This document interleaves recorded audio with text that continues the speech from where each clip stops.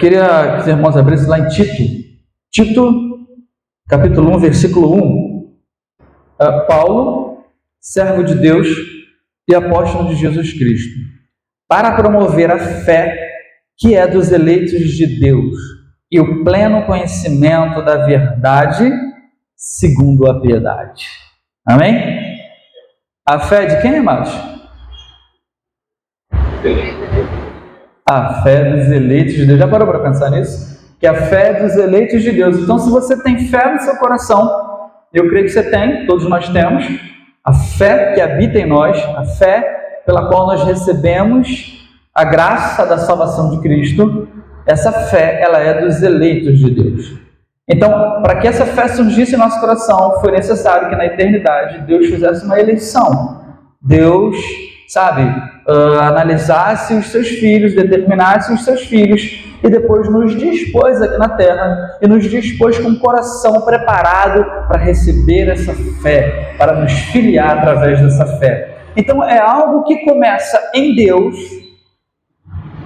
A fé dos eleitos de Deus, a eleição começou em Deus, porque Ele nos conheceu de antemão, o que fala o texto de Romanos, aqueles a quem de antemão conheceu, a esses predestinou, e aqueles a quem predestinou, a esses chamou, e a esses a quem chamou, glorificou, justificou, e a quem justificou, glorificou. Amém?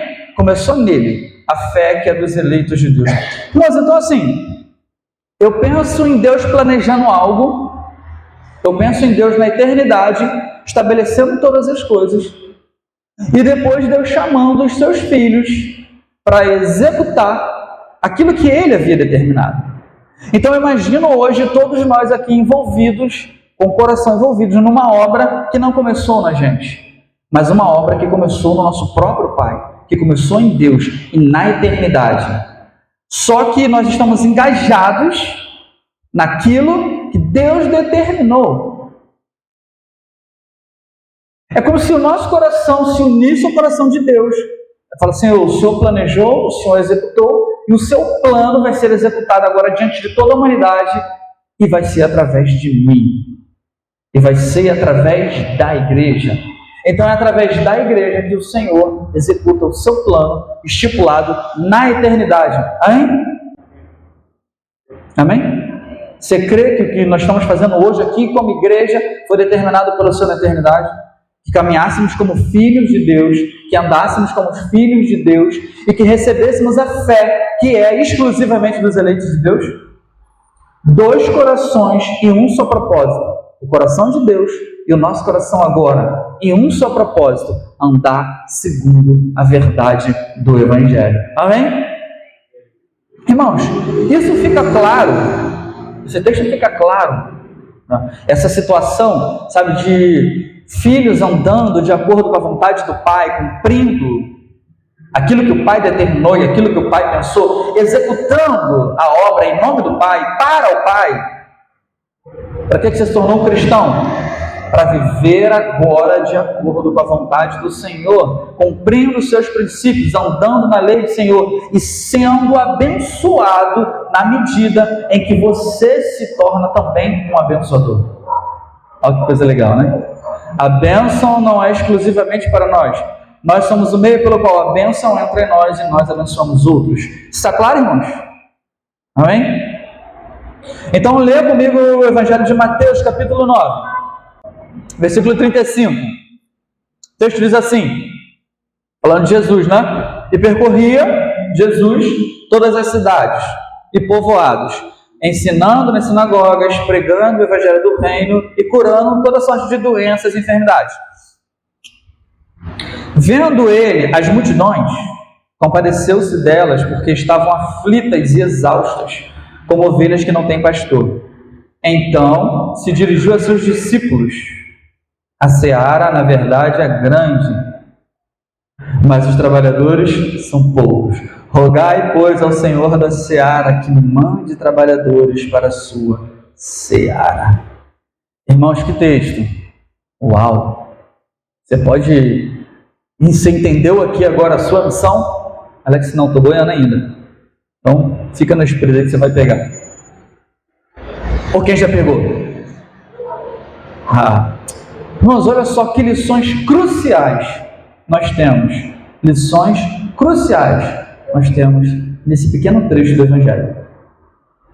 Primeiro, o Senhor estava ensinando, pregando o Evangelho e curando, libertando as pessoas do cativeiro da corrupção, da opressão demoníaca, livrando eles das doenças, ensinando eles a obedecerem a Deus e pregando o Evangelho. Amém? Quando o Senhor fazia isso, o que aconteceu, irmãos? Por onde ele ia passando? Ia se juntando o quê? Uma multidão. Sabe aquela coisa assim? Estou fazendo aqui uma obra comum e, Senhor, me cura aqui. Eu sou um curado, daqui a pouco vem outro. Senhor, expulsa o demônio. Senhor, e ele ali, e por onde ele ia, a multidão só aumentava.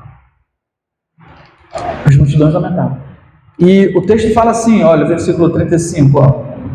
E percorria Jesus todas as cidades e povoados, ensinando nas sinagogas, pregando. Aí no versículo 36, vamos, a obra que temos para fazer é essa. Nós, como filhos de Deus, tá? Nós que recebemos a fé que é dos eleitos, o nosso coração que se juntou com o coração do Senhor, para quê? Para dar continuidade à obra do Senhor, que é pregar o Evangelho, que é ensinar a palavra, que é curar, que é libertar, que é abençoar toda sorte de bênção nas regiões celestiais. Amém, amados? Então essa é a obra. Segundo, vamos, quando ele olha para as multidões que afluem, são milhares e milhares e milhares de pessoas que estavam naquela condição. O quê? Condição de necessitar de um ensinamento, necessitar de uma cura, necessitar de uma libertação. E o Senhor está ali fazendo algo. Por isso que no versículo 36 ele fala, ele se compadeceu das multidões. Vamos lá, no versículo 36. Vendo ele as multidões, compadeceu-se delas. Teve compaixão. Nossa, quanta gente. Por quê? Ele dizia, olha, porque estavam aflitas e exaustas. As multidões estavam aflitas. Sabe o que é uma aflição, irmãos? A aflição é uma espécie de uma ânsia, assim, como quem pode me ajudar? Sabe quem tem uma certa idade, né, que viu o Chapolin Colorado, falava, e agora quem poderá me ajudar? A aflição daquela multidão era, quem poderá resolver o meu problema? Quem poderá resolver o meu problema? E por isso elas estavam aflitas e exaustas. Irmãos, por que elas estavam exaustas? O que vocês acham? Por que elas estavam exaustas? Porque ela já havia procurado, Gabriel, em diversos lugares, em diversas pessoas, quem pudesse se levantar para resolver o problema dela, para trazer uma solução, para trazer paz, para trazer libertação, cura, ensinamento, para quem se levantasse como filho de Deus, de fato. Então ela estava exausta de procurar aqui, procurar ali, talvez procurando em médico, talvez indo na sinagoga, talvez em profetas que surgiam, sabe, e chegava com o fim que não era nada daquilo. Interessante que o Senhor olha para elas, se compadece delas. O Senhor não espera, ou não esperava, que essa multidão fizesse a sua obra. Ele não falou assim, poxa multidão, cresçam, poxa multidão. Não, pare de ficar vindo atrás de mim, vai andar segundo a lei de Deus. O Senhor não fez isso. O Senhor se compadeceu porque o Senhor queria ajudar toda a multidão. O Senhor queria abençoar toda a multidão. Mas o interessante é que ele olhou para quem? Para os discípulos. E exigiu que os seus discípulos cuidassem das multidões. Então o Senhor não esperava que a multidão viesse a fazer a obra. Qual obra? Que a multidão viesse a pregar, que a multidão viesse a ensinar, que a multidão viesse... Não, o Senhor não esperava. Mas eu esperava que alguém se levantasse para fazer a obra para a multidão. Que alguém se levantasse para ir à multidão, curar a multidão, libertar a multidão, ensinar a palavra de Deus à multidão. Por isso, irmãos, Ainda no versículo 36, ele fala, ele se compadeceu delas porque elas pareciam multidões sem ovelhas sem pastor. Quem é o pastor, irmãos? O pastor é aquele que orienta, é aquele que conduz, é aquele que ensina, mas é aquele que serve. Então elas estavam aflitas e exaustas porque elas não tinham pastor, elas não tinham em quem se espelhar, elas não tinham quem pudesse resolver os problemas dela. Então, irmãos, no versículo 37, olha o veredito do versículo 37, irmão, ele é muito emblemático. Olha o que o Senhor fala. Então, ele se dirigiu aos seus discípulos. Aqui está a multidão, aflita, exausta, procurando uma solução. Aqui está o Senhor e aqui está os seus discípulos. O Senhor está no meio, entre a multidão e os discípulos, o Senhor ensinando. Aí o Senhor vira para os seus discípulos e ele fala o quê? A seara, na verdade, é grande, mas os trabalhadores são poucos. Quando ele fala em seara, não sei se os irmãos vislumbram o que seria uma seara. Seara é o campo, né? E quando ele dava o fruto, dava o trigo, então você via aquele campo de trigo assim, sabe, todo lourinho, né? Do trigo Então você fala assim, nossa, que campo imenso, nós vamos precisar de muitos trabalhadores para colher todo esse trigo, mas nós temos poucos trabalhadores. Então, quando o Senhor olhava para aquela multidão, ele via campos propícios para que o Evangelho chegasse ali e que pudessem colher os frutos, mas haviam poucos que se colocavam nessa condição.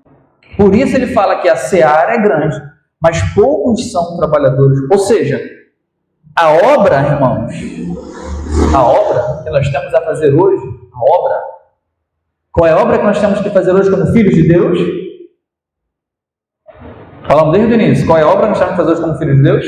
Pregar o Evangelho, ensinar a palavra, curar, libertar. Todos nós que temos fé no nosso coração, somos filhos de Deus, somos chamados a essa missão. Quando o Senhor, a multidão está lá, quando o Senhor se vira para os discípulos, é como se a multidão fosse o mundo. É como se o Senhor estivesse virando para a gente hoje aqui, falando, Igreja Guaratiba, está vendo o mundo? A obra é gigantesca, sabe? Os campos já estão verdejantes. Mas olha, eu preciso de trabalhadores que estejam com a mão na massa. Mas são poucos os trabalhadores. E o Senhor falando isso. Mas para que você acha que o Senhor estava falando isso para os discípulos? Por quê? Irmãos, só se percebe, tá, que a obra é grande quem está dentro da obra fazendo. Só quando você está ali, acudindo um, acudindo o outro, pregando para um, pregando para o outro, no seu dia a dia, que você olha e fala, nossa, quanto que há por fazer, quanta coisa há por fazer.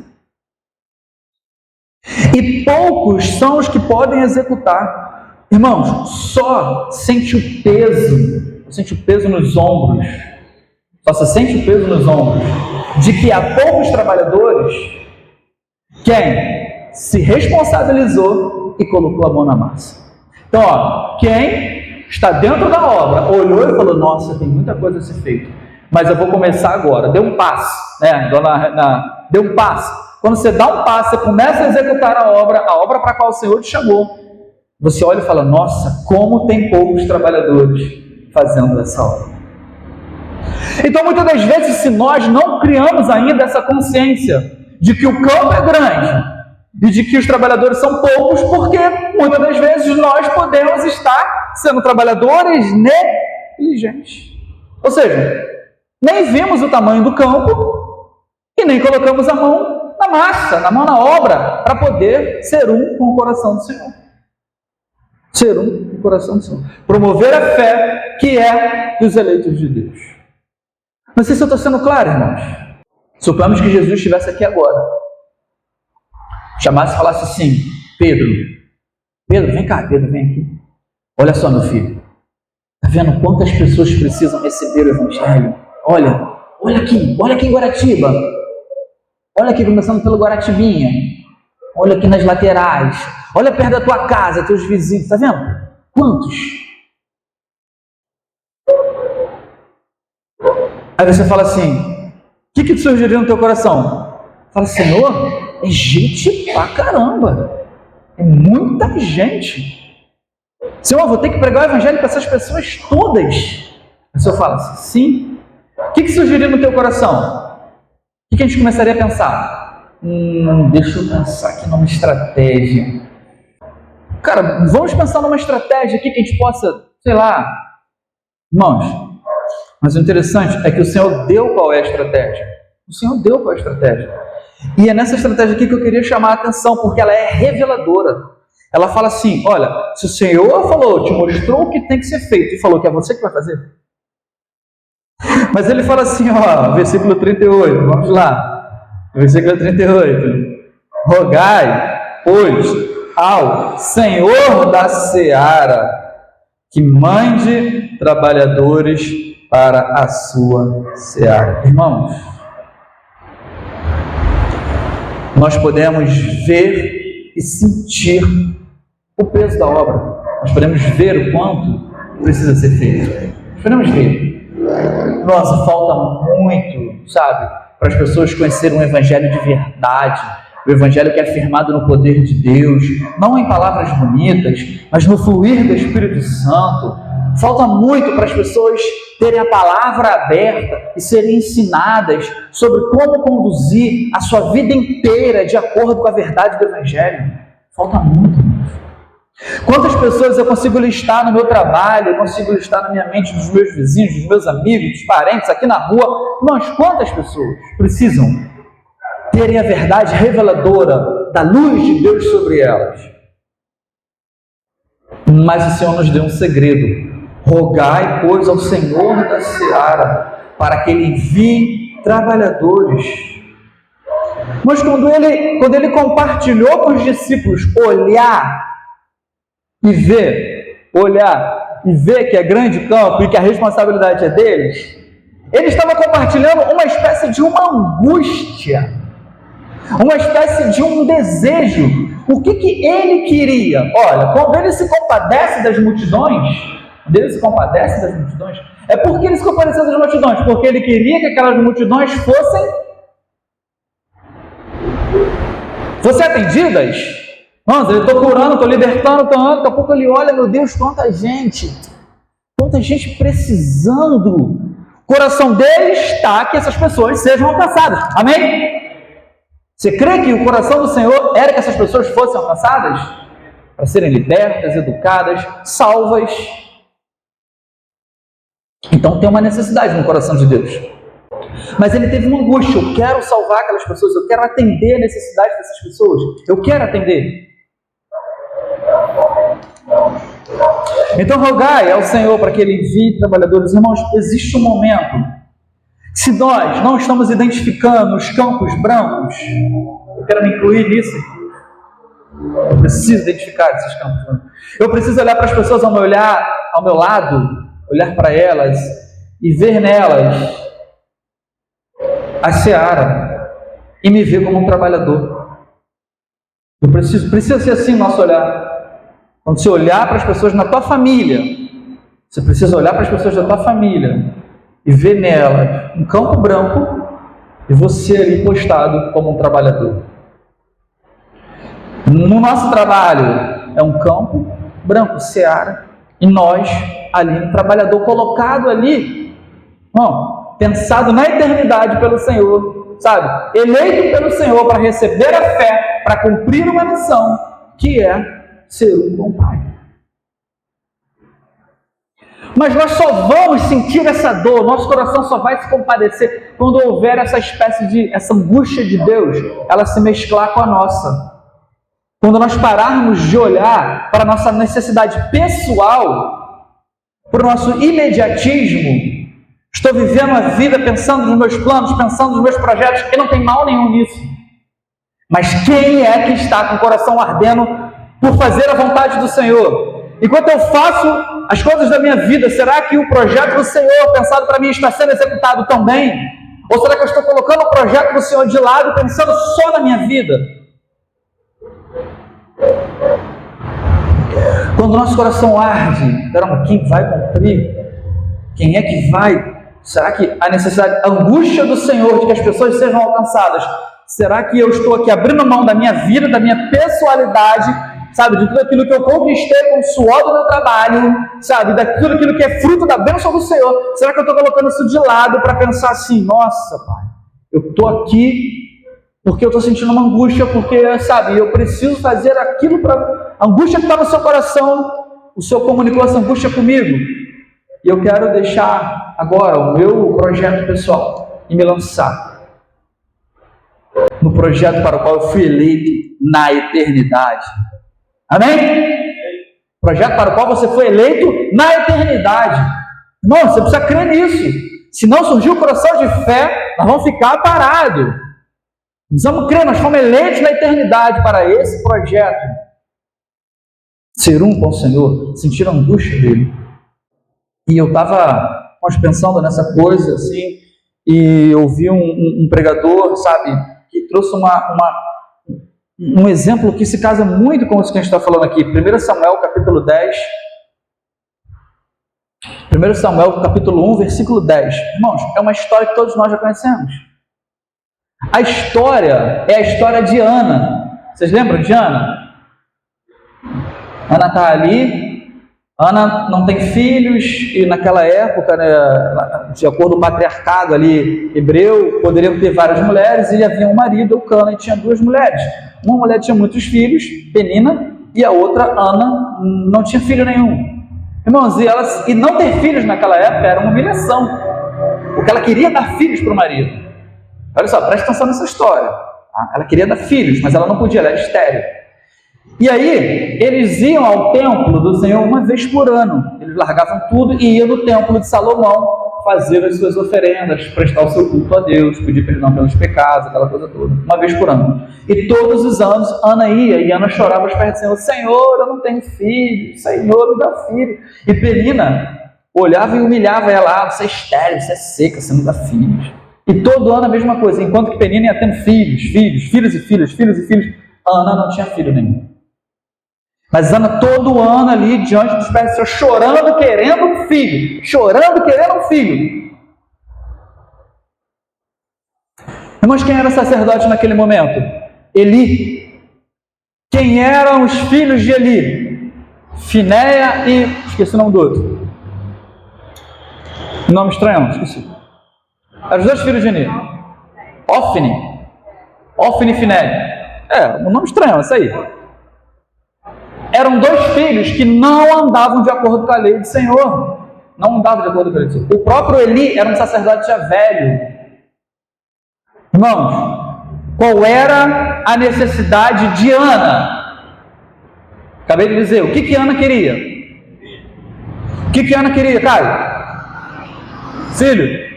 Pegou? Amém? Ana estava pedindo ao Senhor: Senhor, me dá um filho. Ela não conseguia ter filho. Senhor, me dá um filho. Amém? Vamos olhar agora para o sacerdote naquele momento. Eli, velho, cansado, já cego, nem enxergava nada. Não sabia nem ensinar mais as pessoas a lei de Deus. Os filhos dele se prostituindo, sabe, não seguiu o caminho do Senhor. Os filhos dele. Irmãos, as coisas do Senhor estavam largadas. O povo perecendo por falta de ensino. Ana precisava de um filho, e todo ano Ana pedia um filho. O que o Senhor precisava? O sacerdote já está velho, cego, não enxergando muita coisa, os filhos dele não andam no caminho do Senhor, e o sacerdote era quem ensinava a palavra para as pessoas. O que o Senhor precisava? De um sacerdote, de alguém com coração, sabe, dedicado às coisas do Senhor. O Senhor queria um sacerdote, Ana queria um filho. Enquanto Ana está pedindo um filho para o Senhor não atende. E assim se passaram por anos, porque ela estava pedindo, irmão, tão somente algo que atendia às necessidades dela. Mas quem ia parar para olhar para a necessidade do Senhor? Quem ia parar para olhar para a necessidade do Senhor? Quando é que essas dores iam se mesclar, irmãos? Mas num determinado momento, e aí entra o versículo 10, levantou-se Ana, e com amargura de alma. Irmãos, ela sentiu essa amargura de alma. Orou ao Senhor e chorou abundantemente. Versículo 11, e fez um voto dizendo: Senhor dos exércitos, se benignamente atentares para a aflição da tua serva, ou seja, qual é a aflição? Quero ter um filho, e de mim te lembrares, e da tua serva não te esqueceres, e lhe deres um filho varão, ao Senhor o darei por todos os dias da sua vida, e sobre a sua cabeça não passará navalha. Sabe o que ela falou, irmãos? Senhor, se o Senhor me der um filho, eu te devolvo ele, aqui para ser criado debaixo do sacerdote, e ser ele um sacerdote. Irmão, quando ela olhou, sabe, para a necessidade do Senhor, a necessidade dela foi atendida. Enquanto ela estava pedindo só para ela, não. Mas quando ela olhou para o Senhor, o que falta? Aí os corações se mesclaram. O que o Senhor precisava era de um sacerdote. E o que Ana queria era ter um filho. Quando ela entendeu e deu, e consagrou o filho, o Senhor deu o filho a ela.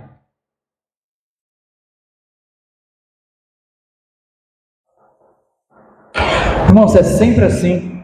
Sempre assim. Nós estamos vivendo a nossa vida. E o nosso Senhor tem uma angústia. O nosso Senhor está se compadecendo das pessoas.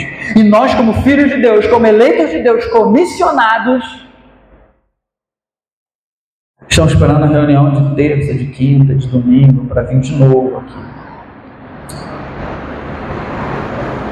Mas sabe, eu creio que vai chegar uma hora, irmãos. Eu não sei que hora é essa, mas vai chegar uma hora em que o Senhor vai nos despertar.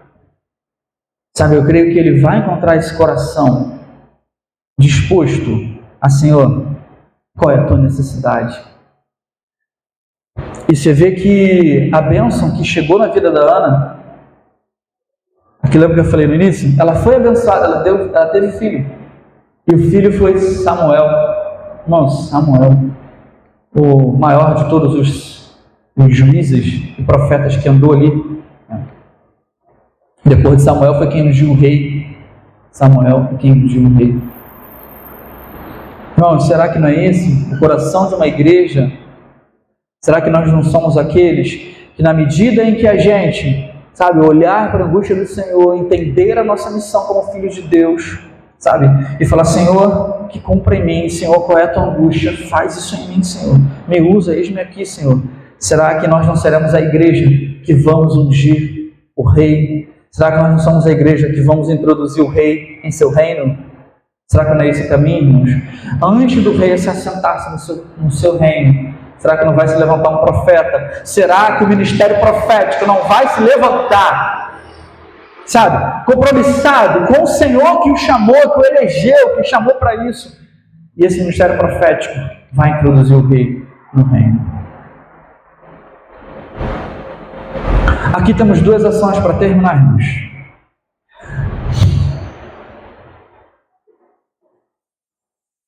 Para terminar mesmo. Temos duas ações. A dos filhos de Deus, a dos eleitos na eternidade e a das multidões. Crer que Jesus é o Filho de Deus, que morreu na cruz para nos salvar, e que seremos como o Senhor, seguindo o seu ministério, andando conforme Ele. Só os filhos de Deus podem crer, porque é uma fé que vem do Pai. Efésios 2, capítulo 8 diz isso. A salvação pela fé não vem de nós, é dom de Deus. Essa é uma fé que vem de dentro para fora. É a fé que nasce em nós e que se expressa a partir de nós. Preste atenção agora nesse mistério. A fé nasce em nós. Quando é que a fé nasce em nós? Quando os nossos olhos espirituais são abertos e nós vemos Jesus como nosso Senhor e nosso Salvador. Amém? Quando os teus olhos espirituais foram abertos e você viu Jesus como teu Senhor e teu Salvador, isso não foi uma obra que você que fez, foi o Pai que fez essa obra em você. Não nasceu em você, nasceu nele, na eternidade, e essa eleição se cumpriu em você. Por isso que em Mateus capítulo 16, versículo 17, Quando Jesus perguntou, quem dizes vocês que eu sou? Jesus falou, e Pedro falou, tu és o Cristo, Filho de Deus vivo. Ele falou, feliz você é, Simão, porque não foi ninguém humano, nem você mesmo, que conseguiu ter essa visão, mas foi meu Pai que está no céu que te revelou isso. Nossos olhos espirituais se abriram e nós vemos o Senhor. É uma fé que nasce de dentro para fora. Essa fé está em nós, ela habita em nós. E ela tem por motivo, ela tem por motivação, sabe? Ir crescendo, e nos tomando, ir fluindo, ir abençoando outros a partir dessa bênção que nos abençoou. O nascimento dos pastores, os pastores das multidões. Irmão, se você tem essa fé no seu coração, você é chamado para pastorear multidões. Você é chamado para pastorear. Alex, então qual é a igreja que eu vou assumir? É o mundo? Está aí, os campos são brancos. Quantas pessoas se aproximaram da gente, esperando serem pastoreadas? Quantos jovens se aproximaram de você, na tua escola, no teu trabalho, esperando terem você um exemplo, terem você um testemunho, um fluir de Deus, e saíram vazios, porque nós não fluímos a missão para a qual nós fomos chamados? Quantas pessoas esperaram receber uma palavra de consolo, esperaram receber uma oração, um conforto, um ombro para chorar as dores, e não tiveram? E o nosso ministério, enquanto filhos de Deus, aquilo para o qual fomos chamados, passou em branco. Então, uma coisa é ser filho de Deus. A outra coisa, irmãos, é crer que Deus existe. Olha só, uma coisa é ser filho de Deus e crer na fé e se tornar como o Senhor. A outra coisa é crer que Deus existe, crer que Ele é bom, crer que Ele pode curar, crer que Ele pode abençoar, libertar as algemas do diabo. Qualquer um pode crer nisso, irmão. É uma fé que não vai nascer de dentro para fora. É uma fé que vai nascer de fora para dentro. É uma fé que vai nascer a partir da visão, da experiência. Então os filhos de Deus nascem da vontade de Deus. E as pessoas são abençoadas a partir da manifestação de Deus em seus filhos. Então as multidões serão abençoadas na medida em que elas virem Deus sendo manifesto através de nós. Deus sendo manifesto através dos seus filhos. As multidões vão ver e elas vão glorificar o Pai que está nos céus, porque elas vão reconhecer que Deus, de fato, está sendo expresso na vida daquela pessoa. É uma fé de fora para dentro. É porque vê Deus manifestos em pessoas. Aqui é o nascimento das ovelhas. O nascimento dos pastores é no coração de Deus. Irmãos, é interessante que essa obra ela é completa. Deus não é injusto. Ele pensou os seus filhos não para serem filhos de tirar onda aí, irmão. Bater no ombro e falar aí, bate continência, tá, irmão? Aqui está falando com o filho de Deus, não é isso não. Ele pensou em filhos para sustentar o testemunho, para levar adiante a obra dele, para ser aperfeiçoado, para crescer e para ser como Jesus. E esses abençoando todas as outras pessoas, libertando elas do jugo do diabo, curando, ensinando as verdades do Evangelho, pregando o reino de Deus, para que elas andem na luz, elas glorificam o Pai que está nos céus. Porque a criação, porque as multidões estão com ansiedade, aguardando a manifestação dos filhos de Deus. Amém? E nós somos chamados para serem esses filhos. Tem muita coisa para falar aqui, mas eu queria só dizer uma coisa, irmãos. Dentre os muitos aspectos, os muitos, que nós como filhos de Deus deveríamos dar continuidade ao testemunho do Senhor, eu queria chamar a atenção para um, irmãos.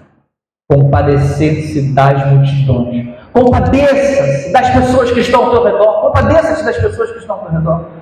Nós precisamos nos compadecer, o nosso coração precisa olhar para as pessoas que estão ao nosso redor e se compadecer delas. Um coração de filhos de Deus, como o Senhor se compadeceu. Nós precisamos nos compadecer. Por isso, irmãos, lá em Hebreus capítulo 13, versículo 1, diz assim: seja constante o amor fraternal. Está falando para a gente, irmãos. O amor, seja constante o amor fraternal.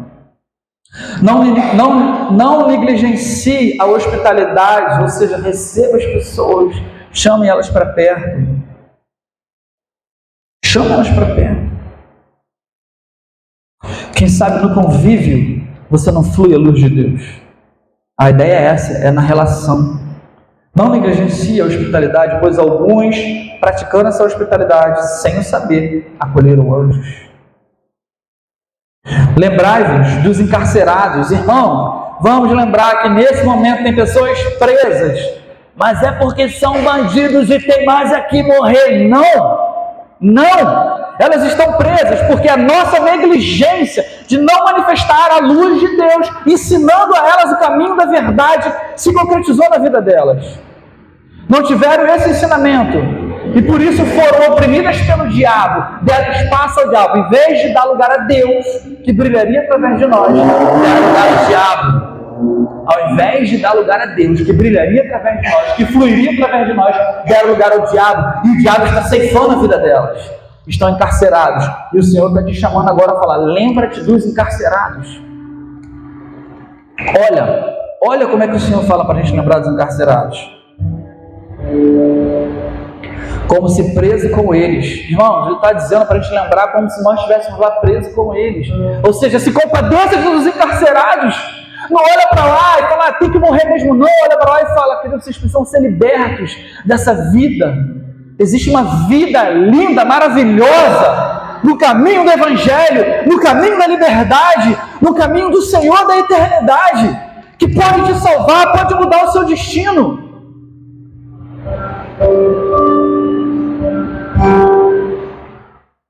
Lembra-te dos que sofrem maus tratos, como se com efeito vós mesmos, em pessoas, fossem maltratados. Lembra dos que estão nas ruas mendicando pão. Lembra das crianças sendo abandonadas, violentadas. Queridos, nós precisamos desenvolver esse coração. É um coração de filhos sacerdotes, filhos que se comprometem com a causa do Pai. Lembre-se deles como se nós mesmos fôssemos maltratados. Irmãos, em cada ação nossa em favor dos homens, em prol do Evangelho, isto significa manifestação, ainda que em parte, dos filhos de Deus, promovendo na terra a liberdade de Deus sobre os cativos do diabo. Você pode dizer amém? Nós temos uma responsabilidade como filhos de Deus. Coisas importantes precisam ocupar o nosso coração. Nós precisamos angustiar o nosso coração como a angústia do Senhor. Nós precisamos olhar para a criação, ver as pessoas perdidas e isso mover o nosso coração. Como sacerdotes, como aqueles que podem manifestar a luz de Deus e resolver o problema da criação. E não como: não é comigo, que sorte que não é comigo, olha como aquela pessoa é má, olha como eu sou bom. Não é isso. Não é isso. Olha como a misericórdia me alcançou. Mas me alcançou para quê? Para alcançar essas pessoas. Que o Senhor nos coloque na posição correta. Amém? Que o Senhor nos coloque na posição correta. Que o Senhor tenha falado conosco essa noite: olha, os campos estão brancos, poucos são os trabalhadores, rogai ao Senhor da seara para que Ele envie trabalhadores. Irmãos, vocês já foram enviados como filhos de Deus. Agora o caminho é: deixa a luz fluir. Compadeça-te daqueles que estão ao seu redor. Que o Senhor possa abençoar essa palavra no meu e no seu coração. Que você possa ser um canal do fluir do Senhor, brilhando a luz de Cristo, libertando a criação para a glória de Deus Pai, em nome de Jesus. Amém? Amém, queridos.